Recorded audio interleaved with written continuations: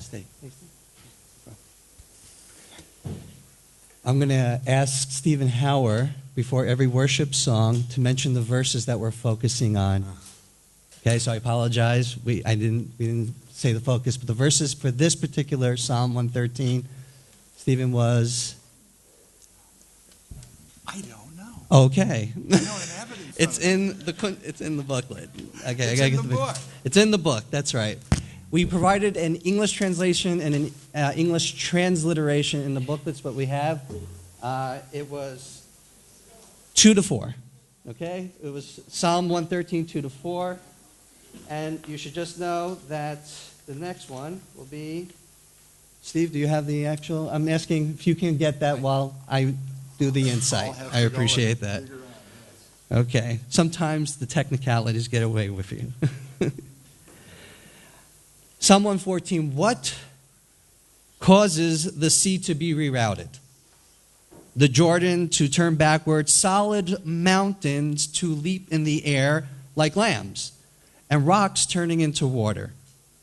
The theophany of God, the God of Israel. His power during the Exodus caused the natural features to do what is contrary to its nature. What was the purpose of Jews leaving Egypt in the first place? It is not to develop their sense of nationalism, but to enter the service of God. By the means of the Exodus, they became part of a new relationship, a holy people who worship the God of Abraham, Isaac, and Jacob as their God. The main commandment for the evening celebration on Passover Eve is to feel like I went out of Egypt. It's not something that happened to my ancestors. I have to fulfill that. I have to feel that. If I don't, I do not fulfill the commandment on Passover Eve at the Seder table, at the meal. The remembrance of Exodus is not in the past, but in the present.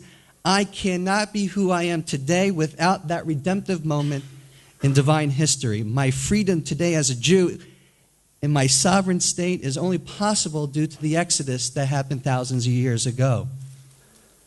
But I'm supposed to feel like I'm getting out of Egypt. How do I do that if I wasn't there?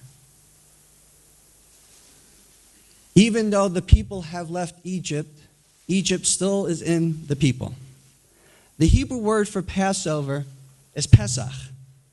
The reason for the English translation of Pesach to Passover is based upon Exodus chapter 12, verse 13, where God passed over the houses of the Hebrews marked with the lamb's blood so that the only Egyptian firstborn would be killed. However, the Aramaic translation of Pesach is Vayichos, which means compassion. So how did Pesach become Passover? Well, the English translation of Pesach to Passover is sometimes attributed to the 16th century Christian person named William Tyndale. He wanted both the Hebrew Bible and the New Testament accessible to everyone in the English-speaking world in 1530, and marked the first time that the Hebrew scriptures were made available in English. Tyndale noticed that two ancient words in a verb or a noun format were pronounced the same. He translated both as Passover. Thus, English speakers, one explanation for two biblical terms. However, if you look in the first book of Kings, chapter 18, verse 21, Elijah went before the people and said, "How long will you waver between two opinions? If the Lord, then follow him. If Baal, follow him." But the people said nothing. The word waver, so the word Pesach, the root of it, seems to be jumping back and forth. That's skipping. That's where the skipping comes from. So it seems like Tyndale was correct. Could be. Obviously, Isaiah chapter 35, verse 6 enforces that concept of Passover. Then shall the lame man leap. The root word is Pesach, as a deer. Pesach takes on, however, a different meaning in Isaiah chapter 31, verse 5. As birds hovering, so will the Lord of the hosts protect Jerusalem. He will deliver it as he protects it. He will rescue it as he passes over it.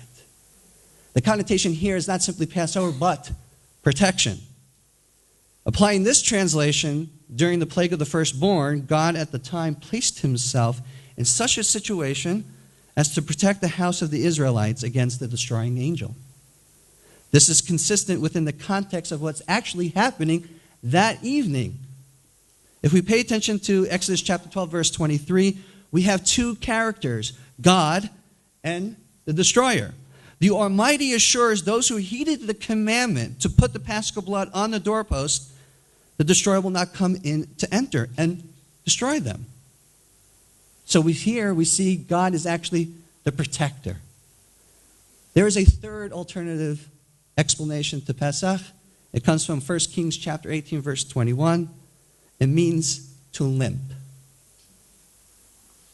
So what does this mean for us? It is true that God in his infinite mercy protected the Israelites during the plague of the firstborn. Whether that form of safeguard took place like a mother bird protecting her young or passing over houses, the physical redemption that took place is part one of biblical history. However, the residue of Egyptian slavery continues today. For slavery takes many forms. The obvious is physical oppression that we even experience in our world today. We even see Christians being persecuted for their faith. We see anti-Semitism on the rise. We see people being enslaved to others. But there's other slavery forms. We are slaves to our temptations within, envy, hatred, selfishness, and other temptations that literally cripple a person. Just like God can take a nation from slavery to freedom if we put ourselves into his hands, the Lord can help us in our personal journey in improving our character.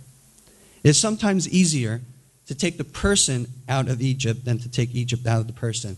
The key is Pesach.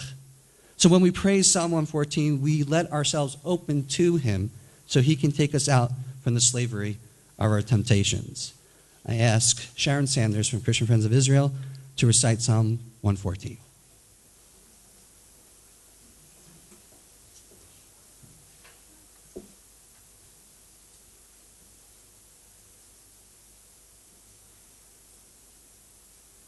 When Israel came out of Egypt, the house of Jacob, from a people of foreign tongue, Judah became his sanctuary, Israel his dominion. The sea saw it and fled. The Jordan turned back. The mountains skipped like rams, the hills like lambs. Why was it, sea, that you fled? Jordan, why did you turn back? Why the mountains? Did you skip like rams, and you hills like lambs?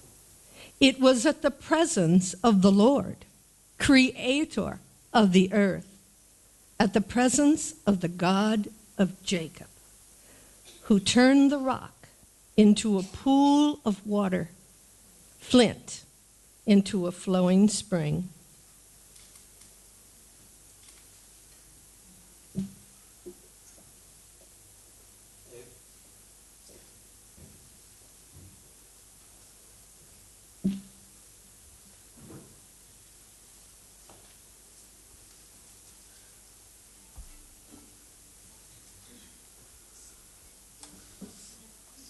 We're going to sing the first four verses from Psalms 114. The refrain is on the verse number 1. You'll try to follow. I'll be singing into verse 2, 3, and 4. You can join us just on the verse number 1 on the refrain.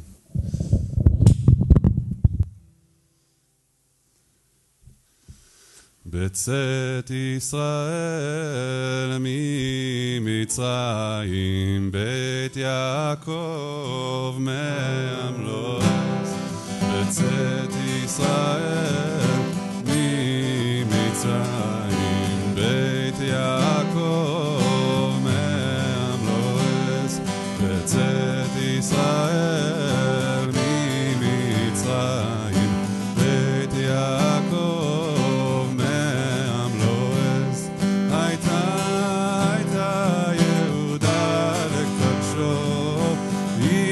Israel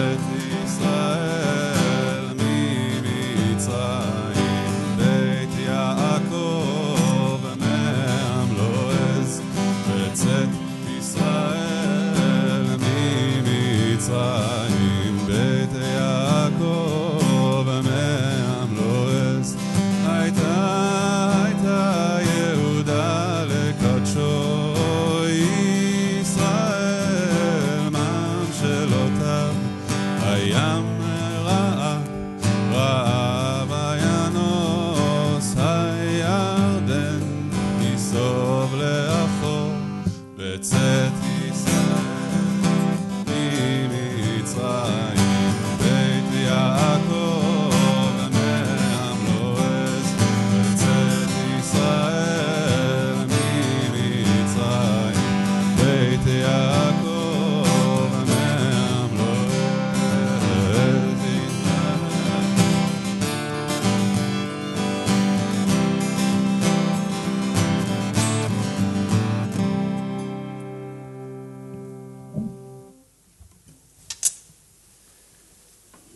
Dramatically, Psalm 115 seems to come to life in the midst of a dramatic and frightening episode. The nation of Israel is shouting for God to act for his namesake, meaning there is something for God to react to. What causes Israel to declare, "Not to us, God, not to us"? The Talmud, as Rabbi Riskin pointed out earlier in Pesachim, it talks about the exodus of Egypt. There are 7 opinions as to who authored this psalm. 2 Jews, 3 opinions still exist. Some say it's about when Israel was asking God, when they stood at the Red Sea, the Egyptians are coming, please act. Some say it's about Joshua and Israel uttered it when the kings of Canaan attacked them. Or maybe it's Deborah and Barak when they uttered it when Sisera attacked them.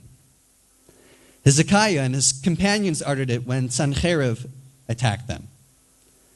Hananiah, Mishael, and Azariah uttered it when Nebuchadnezzar rose against them. Nebuchadnezzar. Some say, which is very interesting, Mordecai and Esther were the ones who declare this, making this psalm very late in the time of its authorship. It takes place outside of the land of Israel in a time that God is not even mentioned in the book itself.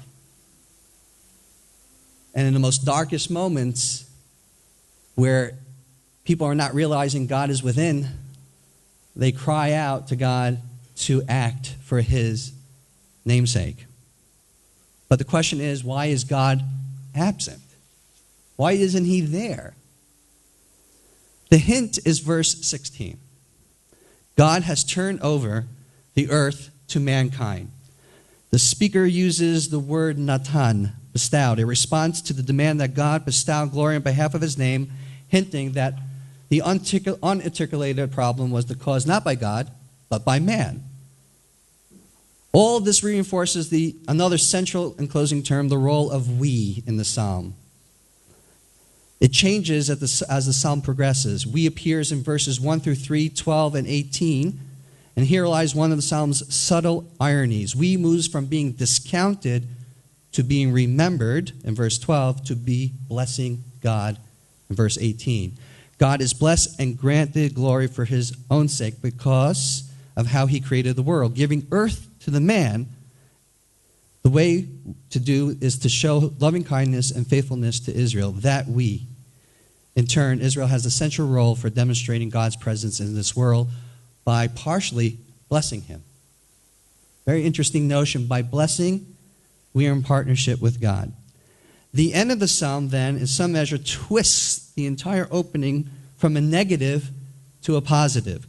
God must act for his own sake, which, given the way he has set up the world, implies that he must be mindful of the party that can best increase his glory on this earth, the people of Israel. Acting for himself implies acting for the people. After that, the people's act of trust and blessing bring God's presence into the world. So not on our behalf really becomes on our behalf. Verse 2 has been used for almost 2,000 years by the nations as proof that God broke his covenant with the Jewish people. Where is their God? This is the basis of replacement theology. Being divorced from our land demonstrated that God has withdrawn to the heavens and abandoned us.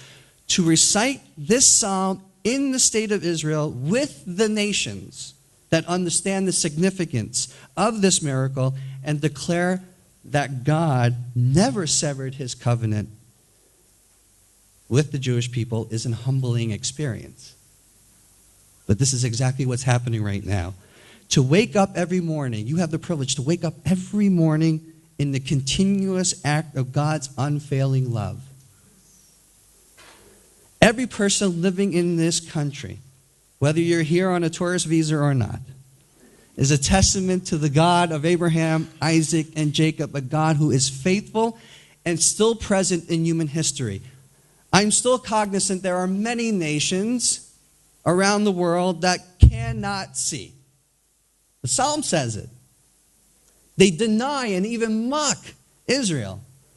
God gave the human being the ability to choose between good and evil. The freedom of choice given by God includes the ability to reject the Creator. It's interesting that in Psalm 115, verse 2, why should the nation say, where is their God? Is the exact same question in Psalm 79:10, with one small difference in Hebrew. You're not going to notice in your English translations. There is a word called nun aleph, sandwiched in between, where is their God? Many translations of the Bible do not pick up on this nuance, or some translate it not as now. However, na also can mean please. All too often, the question of verse 2 is meant to mock the Jewish people. But the psalmist sees a prophetic vision, a time where the nations will ask this question not from a standpoint of denying God, but to find out more about him. The nations will become delusioned by their idols, whether it's a reality TV program or not. They have created this. So right now they're asking, please tell us, where is this God we hear? We are indeed living in a privileged time when we can demonstrate proof that God of Israel lives and continues to pour out his protection, like in Psalm 91. Psalm 91, just to let you in the secret, is the reason why we are having this initiative today. Sitting in the classroom at Oral Roberts University on the first day of summer class last year was the first day of the Gaza war. There are rockets flying over Israel in a place called Netanya, where I live. Wow. Everyone's texting me, are you okay? I said, I'm fine. My wife is in Jerusalem at a teacher's conference. She can't get to Netanya because rockets are in between. Psalm 91 popped in my head. There are 10,000 arrows that be flying, but none will hurt you. Why? Because I will say the Lord is my refuge and my fortress, my God in whom I trust. I'm going to ask Pastor Becky Keenan to come up and recite the psalm in Spanish.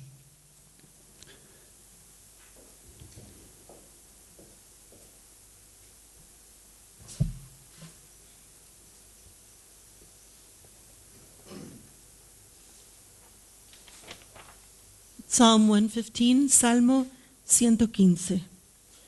No a nosotros, oh Señor, no a nosotros, sino a tu nombre da gloria, por tu misericordia, por tu verdad. ¿Por qué han de decir las gentes, ¿dónde está ahora su Dios? Nuestro Dios está en los cielos. Todo lo que quiso ha hecho. Los ídolos de ellos son plata y oro, obra de manos de hombres. Tienen boca, mas no habla. Tienen ojos, mas no ven. Orejas tienen, mas no oyen. Tienen narices, mas no huelen. Manos tienen, mas no palpan. Tienen pies, mas no andan. No hablan con su garganta. Semejantes a ellos son los que los hacen, y cualquiera que confía en ellos. Oh Israel, confía en el Señor. Él es tu ayuda y tu escudo. Casa de Aarón, confía en el Señor. Él es vuestra ayuda y vuestro escudo. Los que teméis al Señor, confiad en Él. Él es vuestra ayuda y vuestro escudo. El Señor se acordó de nosotros, nos bendecirá.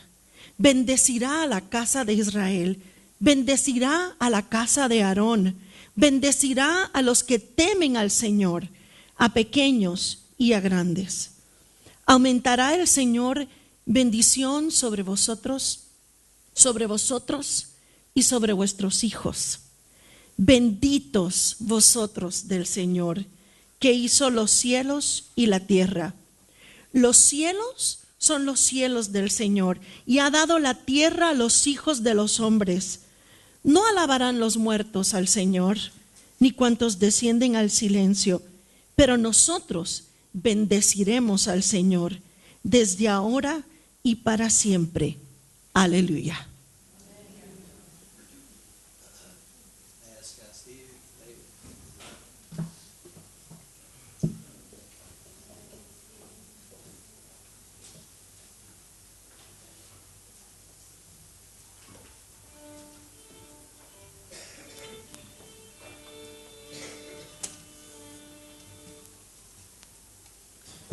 We're not going to give you the actual verses that we're going to deal with because they're actually going to be sung in English.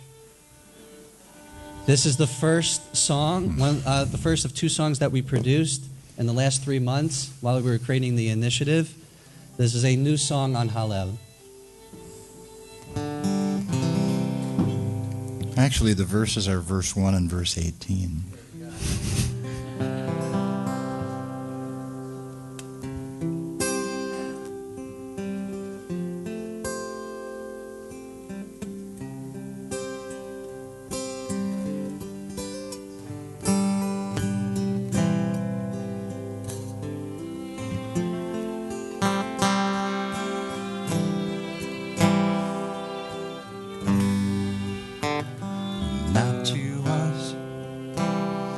Not to us, but to your name be the glory. Not to us, not to us, but to your name be the glory.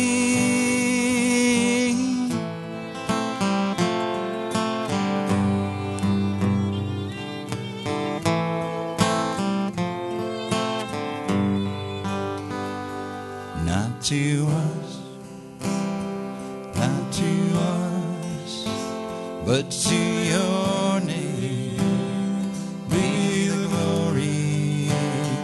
Not to us, not to us, but to your name be the glory for your unfailing love and your faithfulness, for your unfailing love and your faithfulness. We will praise you, Lord, forever. We will praise you, Lord, even now. We will praise you, Lord, forever. Oh, we will praise you, Lord, even now.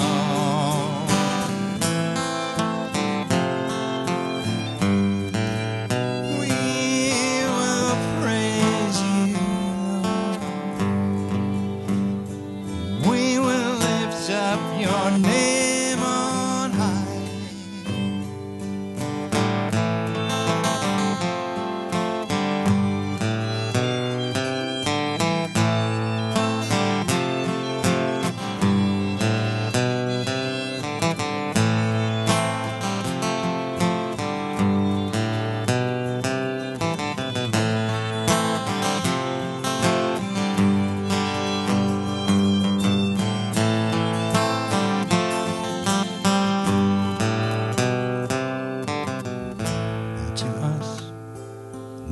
to us, but to your name be the glory. Not to us, not to us, but to your name